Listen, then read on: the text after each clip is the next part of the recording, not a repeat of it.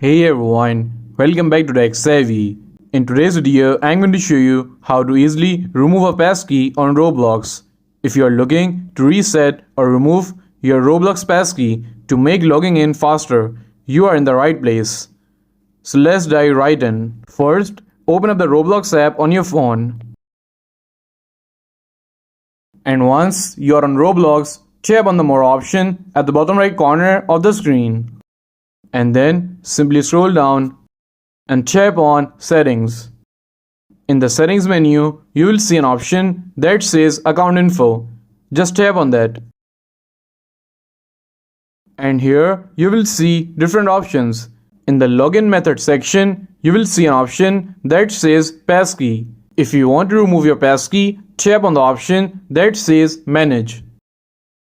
From here, you can manage your passkeys. If you want to remove it, simply tap on the trash icon. Go ahead and tap on Delete key. And then tap on Verify.